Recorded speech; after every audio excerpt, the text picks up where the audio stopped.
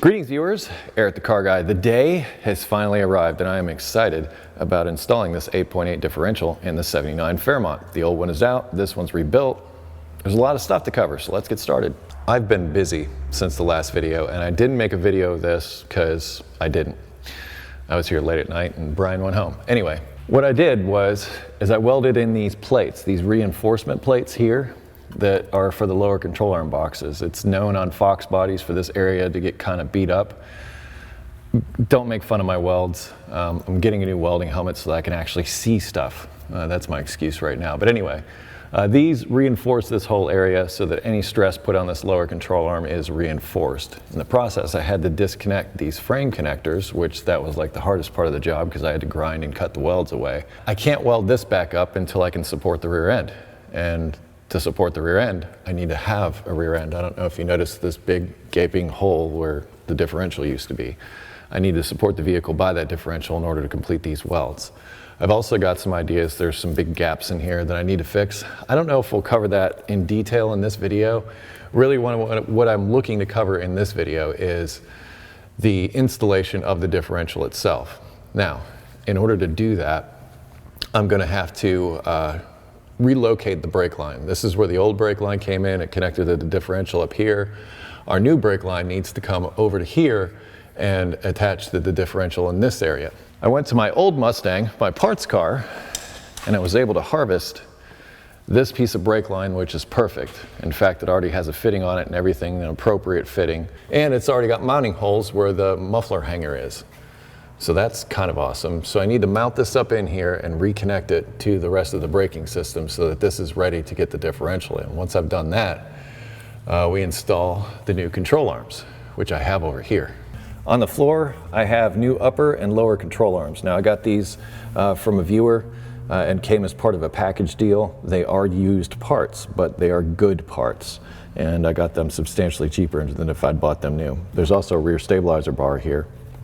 I also have new polyurethane spring seats for the coil springs in the rear, and I have brand new coil springs as well. These are the things that that differential will attach to. I'm going to start by mounting the brake line where it's supposed to go. Ultimately, it's going to live right here, and in fact, I'm probably going to have to move this drive shaft. That's better.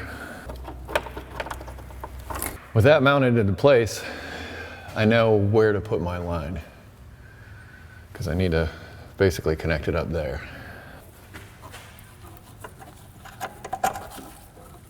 The debate is, should I make it shorter so it doesn't stick out like that, because it's quite possible I have some exhaust here. Also, this control arm, gonna have to have enough movement here. I'm thinking I shorten this up to about here and have a nice tight bend. Okay, I want to shorten it to about there.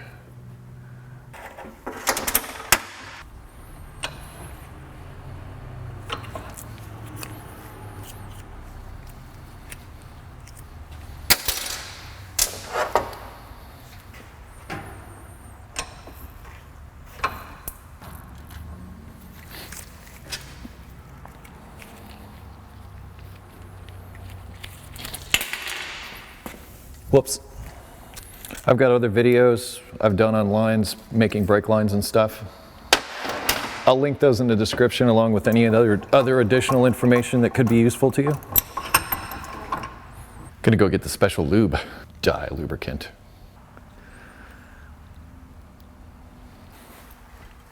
Ugh.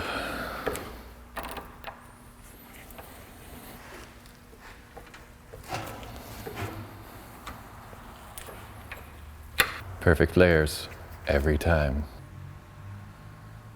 Okay, I'm gonna remount this back up in here so I can get that final bend in there. Right now it's pointed out this way. Now let's see what we can do to get these two connected.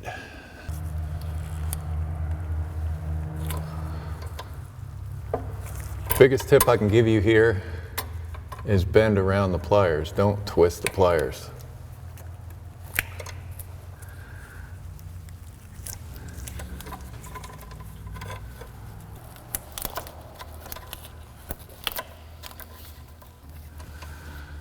Get some line wrenches and finish that up. It's weird because coming out of the car is a 7/16 fitting, and the one I just put on there is a 10 millimeter. The old and the new together here. It's these little things like this that you run into while you're doing these modifications.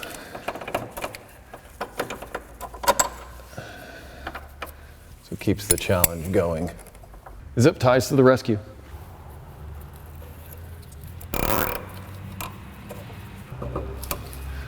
Weren't rust either. Let's put some control arms in. My new lower control arm. It's tubular, it's lighter, it's stronger, it's better. It's gonna really stiffen up the rear suspension. One thing I noticed, these are used, is that there's this mud, for lack of a better word, that's in here in the center of the spring seat. So I'm thinking to myself, do I really want water collecting in this area? I don't. So looking underneath here, this is just a plate welded to this tube. I'm gonna drill 2 holes at this angle to create drain holes for the bottom of in here. Spring doesn't sit here at all. Spring sits out here. This is just in the center so that water doesn't collect in here. I'm gonna give it some place to go. I don't wanna drill into the control arm, into the tube, because the water is gonna go into the tube and that will defeat the whole purpose. I wanna drill on the edge at an angle so it drills along the side here over the top of the tube. So I'm just gonna start here and then angle out.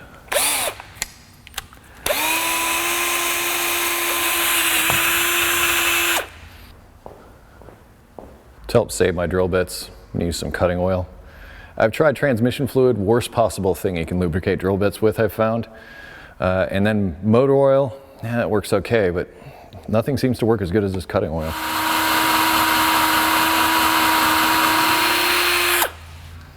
Drain holes.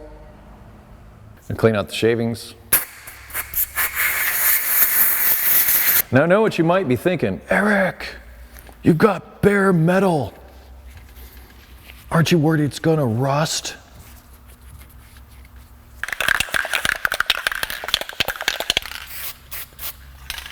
Oh, better.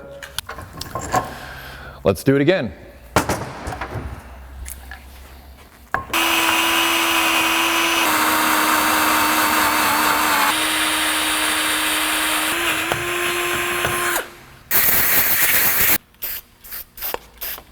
We are just about there. I'm gonna mount the control arms into position, both upper and lower, and the shocks. Go into the trunk and drop those down. So that way everything is here to attach to when I bring the differential up in. Tricky part is gonna be when I install the coil springs, because they're gonna be pushing down and sort of in an angle because we're gonna come up in with a lower control arm like this. A little unsure of how that's gonna go. We'll all find out together. First phases of modification have begun. Before these go in the car, let's just do a real quick comparison. This is tubular construction. This is a stamped steel construction. Now I've been curious of who weighs more, so I bought this scale, because part of the idea here is to lighten things up. This looks like it's somewhere around the 5-pound range. Also, actually a little more than 5 pounds, so this is weighs a little more than the original. Same deal with these. You can see the construction is substantially more stout when it's like this, but this is cheaper and easier to make. Maybe 2 pounds? About the same. So I may not be getting any weight reduction here, but I'm certainly getting more in the way of stiffness.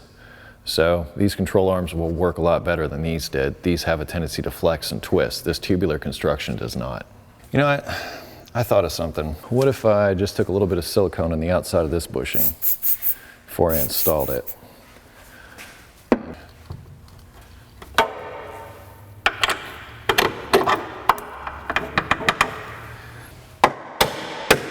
You might also be saying, Eric, what about that underbody? You can go through and clean it up and de-rust it.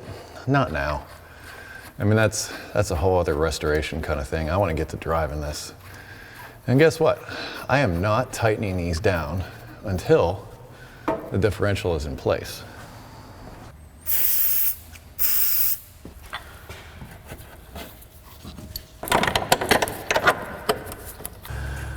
Doesn't really matter what way the bolts go in and out, as long as they do.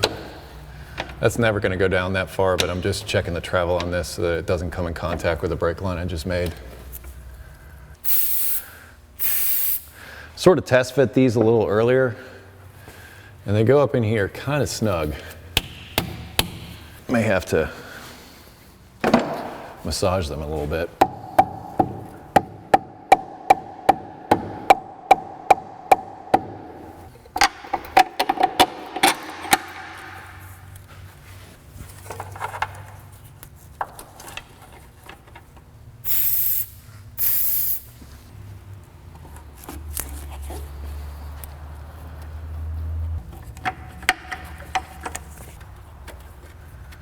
Let's get those shocks installed. My shocks are strange. Just gonna bolt these in from underneath. They're also adjustable. Once again, links in the description to parts and tools and junk I use in this video. The shock is gonna need a bushing on the top and on the bottom. Going to start with the bottom one, like that. And it threads up right through here.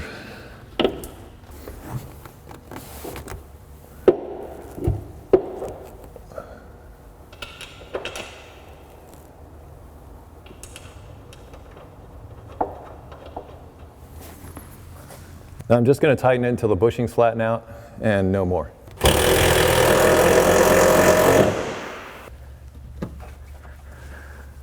Other side.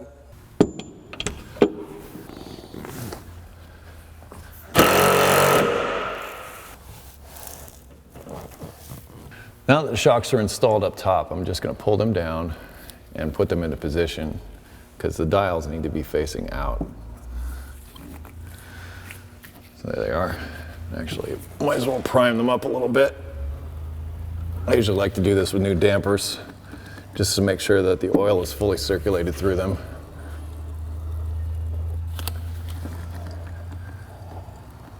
I don't know where to set these. Gonna have to check the literature on that, but I'll start with them straight up and down.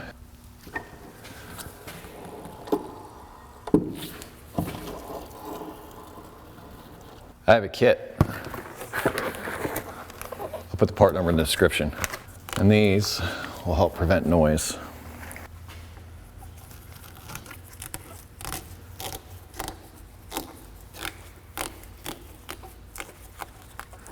This way I don't forget them. Just as before with my bushings, a little bit of silicone on the outside.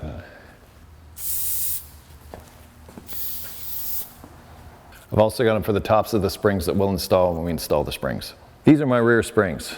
They're Steeda, and they're good for about a 1-inch drop, 3/4 to 1 inch. I didn't want to drop it a lot, but these are the rear springs, so they don't have as much spring, lack of a better word, than the front ones do. They're not holding up the weight of the engine. These are the things that we're going to fight against when we get the differential up in here. This is why I've got all the control arms and everything in place. I'm going to have to force the differential up against this pressure on these control arms on those seats in order to get all this into place. But once we get bolts threaded through, it's really a matter of tightening stuff down. By the way, this is where these go. This is happening.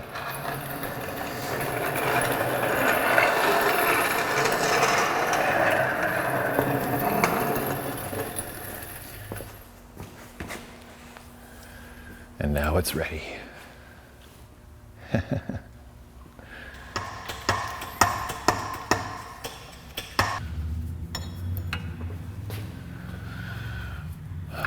Because we are going to have to come up in here with these.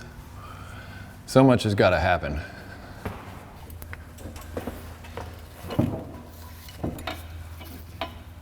But I don't like where these are landing.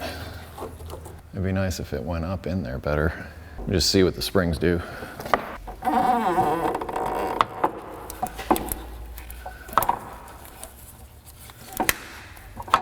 I think I can attach the upper control arms and then wrestle these into place.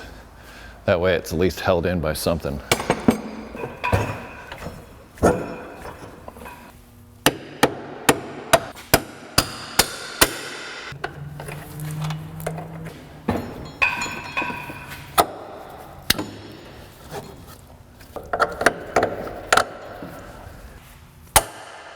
Nailed it.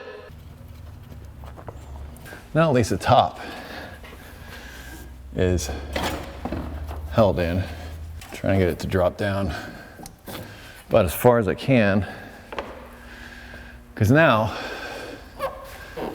comes the really fun part, because this has to go up into here and then connect to there, which it's almost falling into place. Lowering springs and rear springs, I think, are helping the cause. You got me an idea. Got to get spring up in here, got to get the bolt up in here. I'm going to use this as a helper, an extra set of hands.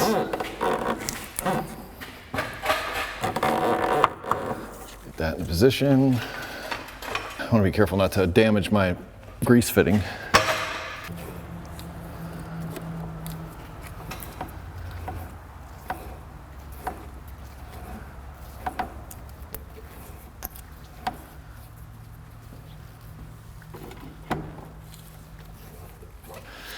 All right, well, I got to put something on top of this to go in behind that. Keep my hand out of here, but that's just a little socket. Because if that moves, it ain't good. Just like that. That's why I kept my fingers out of there. Trying a fatter, wider socket. I can use my grease fitting.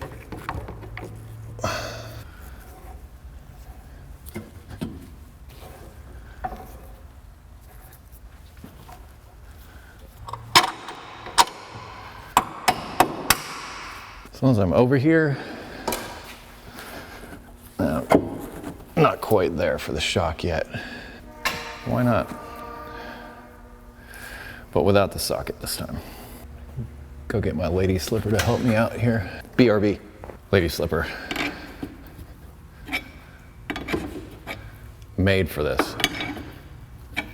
My kit that came with all this cool stuff and the shocks didn't come with new fasteners. I had to purchase those separate so keep in mind that you may need to be purchasing other fasteners.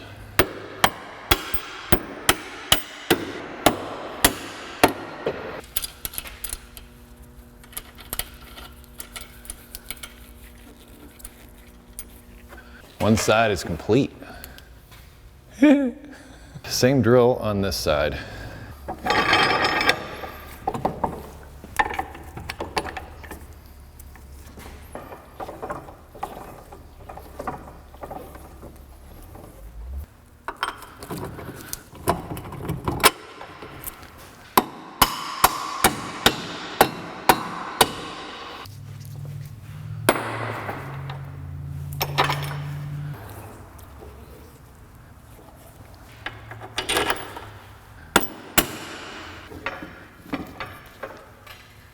It's in there.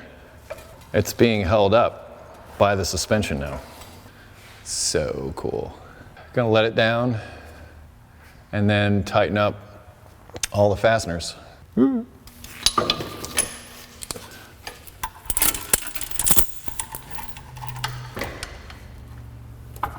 It's its own differential now. That is like the coolest frickin' thing ever. Ever. I already see some potential for some brake line rubbage, so I'm just gonna move that out of the way just a little bit. Feel better about that. What I've done is I put the transmission jack under here, and I've actually put the weight of the back of the vehicle on this.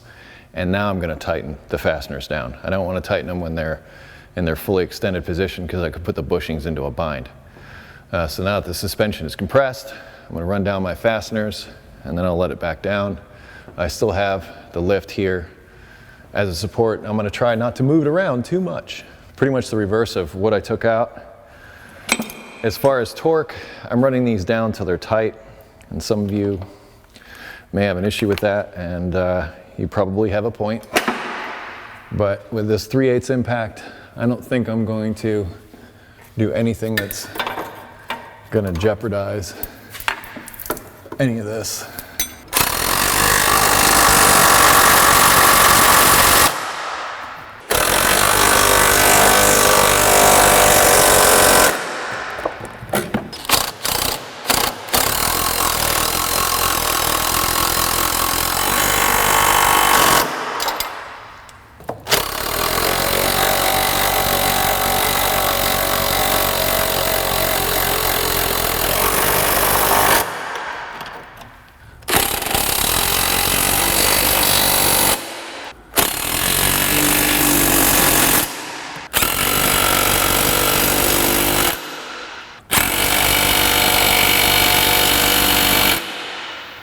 to get my air ratchet for these in here.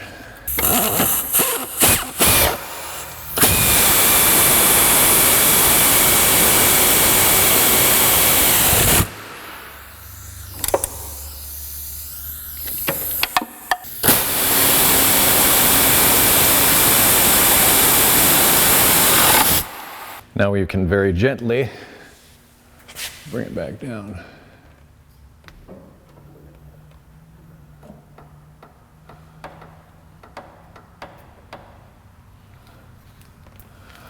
I am reusing the old drive shaft for now. Still got the old engine and transmission in here.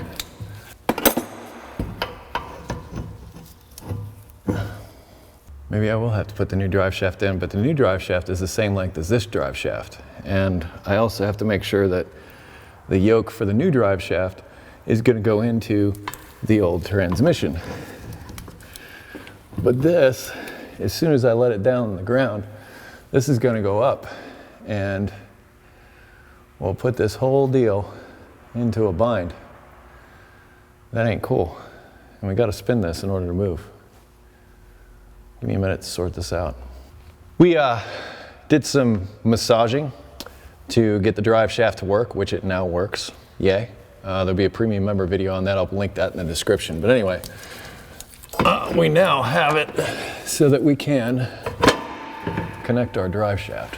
I think part of this is the flange that I chose is thicker than the one that originally came on this setup. So with a thicker flange, that took up some of the space. I believe we've got it solved now. We can just run these in and we've got a drive shaft to drive our differential. Oh, and by the way, when I took this out, I put it in neutral so that I could spin the drive shaft like I'm doing now. Awesome. It's crazy. 80 horsepower into 355 gears. That'll be a fun ride. I am that kind of crazy. I am. Admit it. Card carrying member. Crazy club. Drive shaft is officially in there on its own. Awesome. We're gonna need brakes. Attach that brake line, which is right here. I have brand new copper washers. I don't like copper washers, but I have brand new ones.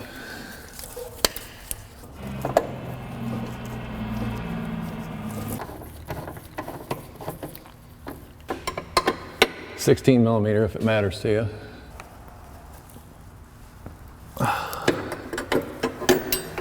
Hopefully that's sealed. If it did, our brakes are just about ready to go. Brake line's hooked up, suspension is hooked up. The only thing I need to do is install the brakes and also fill the differential, which is what I plan to do now. This way I do it before I forget. I'm also going to install the stabilizer bar, but I'm going to fill up the differential first in case all that stuff gets in my way. The cool thing about my new differential cover, aside from the fact that it adds support to the differential, it has a fill in the back as well as a drain, which is awesome. But here's the thing. You don't fill it all the way up to this plug. You got to take out the factory plug and fill it up until the oil comes out the factory plug. Don't fill it up until it starts coming out of here. You will overfill the differential. So super important that you use this for filling, but you got to take the other plug out first. Let me show you that. Right here is the fill plug. So you got to make sure you take that out before you fill it, and you fill it till the fluid comes running out here. I already loosened this up when I did the rebuild on this differential. Gonna now remove the fill plug, which is 3/8. It's American. America. I so cannot forget the limited slip additive. Don't let me forget this. I got a plan for getting this in here. Actually, we could probably just about dump it in there now, but I'm gonna use these bottles to dump it in. So I'm gonna pour this into here when this gets somewhat empty and do it that way. But here's my problem. Trying to get this up in here, there's this stupid gas tank in the way. Can't do it. I can, but it gets ugly. Came up with this brilliant idea with this piece of, looks like 3/8 fuel line. Yeah, 3/8. It's kind of moldy. I blew out the inside with some compressed air. But anyway, I just needed to work long enough for me to get this fluid in here. I'm just going to take this, put it on the end of this, because it fits nice and snug, and use that to fill from over here, like this. How's that? Pretty cool, huh? All right, now's the part where I'm gonna get my limited slip stuff. With a limited slip differential, if you forget to put this in there, your differential will not be limited slip for long. And it's wonderful, stinky fluid. Now, this fluid came with my kit that came with everything. It came with the axles, the differential, all of it. And it is 75W90, which is what I'm using here. It came with the royal purple. I didn't choose it. It came at all. I'll put a link in the description to the kit that I used to make this beast you see before you. But it was all inclusive. Now, differentials have a break-in period. You're gonna need to break them in for the first 500 miles, so stay away from the racetrack, drive it easy. Guess what? I got 80 horsepower in this car, so I'm not gonna be stressing it out. It's not gonna be in here long like this, but it'll give it some time to settle in. Another thing that I'm intent on doing is once I get the wheels and everything bolted on, I'm just gonna run this while it's up in a lift. You can put it on jack stands and do the same thing. I bought this differential and it was dry, so the clutch packs and everything never got a chance to soak in anything. And I wanna make sure that they have plenty of time to get this friction modifier in between the plates and the clutches, and make sure that they're all good before I go out and start driving it in any kind of capacity. So this is all part of a larger plan. But I'm gonna keep doing this until it starts running out the front of the differential. I imagine it's gonna take at least one more of these. See, Eric, squeeze differential fluid bottles. And I half think if I poked a hole in the back of this, it would just drain right in. And I wouldn't have to keep squeezing it. And there we go. I'm smart. Not really. This way the atmosphere can get in and put it the rest of the way. This is actually working really well. I'm just standing here, I can just feel it just getting lighter, just draining right in. It's nice that I have this space up here to do this. Oh, and the other thing is change the fluid after 500 miles. So after you've got this in here, freshly rebuilt differential, drive it around 500 miles, change the fluid again, get out anything that's in there. And another reason why I got this cool drain plug on this differential, yay, I don't have to remove this whole cover to do it. Makes it convenient. Really like this cover. It's kind of sexy. At least it is to me. I find strange things sexy, I guess. Like differentials. Happy to see it's not leaking anywhere. There's a whole lot of effort made towards that. Links in the description to the previous videos that got us to this place. That's the noise we were looking for. It's one empty. Well, no trick.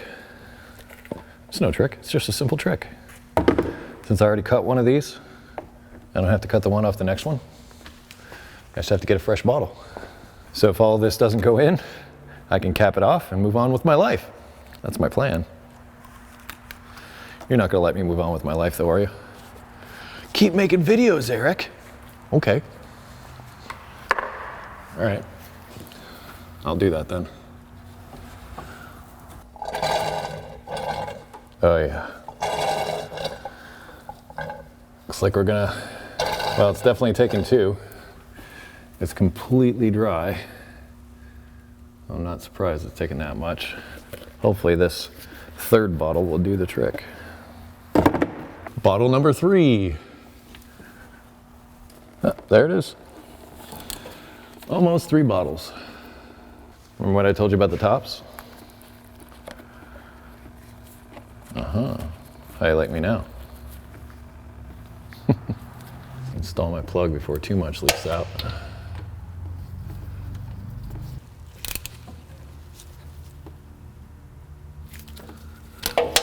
Don't need to set for kill.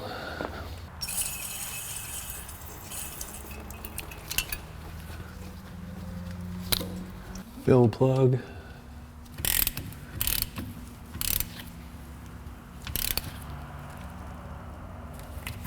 Now it's all full. Yay. Precious fluids, we need those. Stabilizer bar? Yeah, stabilizer bar. Stabilizer bar. This is tricky. Goes on the outside like this. These holes in the lower control arm. And I need to see if I can get at least one of these started. That would be great. Awesome.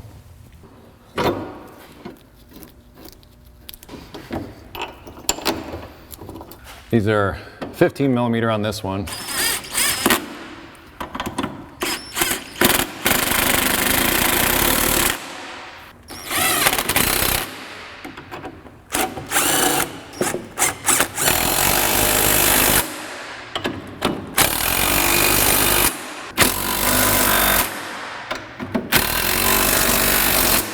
Stabilizer bar installed. Some of you may have noticed these brackets that don't have anything attached to them up here on the differential housing. What are they for, you ask? These are called sometimes quad shocks. And what they do is they help prevent wheel hop. And they go in here something like this. And they also have brackets that go in like this. So I'd have to set this up back here if I wanted to run these. And I'm not going to worry about these until I need to worry about these. I just have a set of them. There's several different ways that you can prevent the pinion from cranking up or winding up, as it's said. As you accelerate forward, this entire differential, the front end of it wants to go up like this. This helps prevent that. Or you can use what's called a pinion snubber, which is a piece of rubber that goes onto the top of this and comes into contact with the bottom of the car so that it doesn't push up too far. So you want to keep your driveline angles and everything straight, narrow, where they're supposed to be. We're kind of in a spot where I'm just going to leave these out for now, wait till I start putting real power through this thing, find out if these are required. If they are, we'll come back and revisit this. For now, they're being left off. Also, we need to worry about tire clearance because our tires are so much wider. When we started, there was no differential here. Now, there is a high performance differential that I built in its place, all connected up with new suspension parts. Super excited about taking this down the road. You've probably noticed that I haven't installed the brakes yet.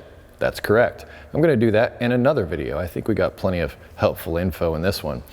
Anyhow, if you have questions about the parts that I use, links in the description. If you have questions about other videos that may be involved with this whole project, also linked in the description. If you have automotive questions, there'll be a link in the description to EricTheCarGuy.com where you can go to get help with those automotive questions. Google+, Facebook, Twitter, Instagram. If you wish to connect with me socially, be safe, have fun, stay dirty. Thank you so much for watching. I'll see you next time.